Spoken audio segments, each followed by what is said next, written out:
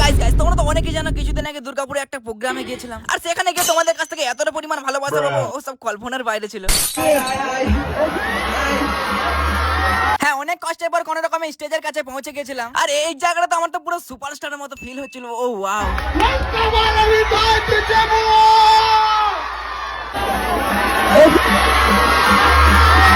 সত্যি মানুষ যে আমাকে এতটা পরিমাণে ভালোবাসে এখানে না এলে হয়তো বুঝতে পারতাম না। আরে সবে হবে, চলো তার আগে হালকা করে মাইক হাতে বক্তব্যটা ঝেড়ে দিই। আর গাইস এখানে এত মানুষের সামনে কতটা যে নার্ভাস ছিলাম সেটা বলে বোঝাতে পারবো না। তাও কোনো রকমে কষ্ট করে ওই হালকা করে ঝেড়ে দিই। আর এখানে আসার পর যতটা ভালো লাগছিল আবার সেরকম খারাপও লাগছিল, কারণ এখানে কত মানুষ আমার সঙ্গে একটা সেলফির জন্য কত রিকোয়েস্ট করেছে, কিন্তু এত মানুষের সঙ্গে সেলফি নেওয়া কিভাবে সম্ভব একটু ভেবে দেখো। তারপর হালকা করে আলামিনকেও বরণ করে নিল।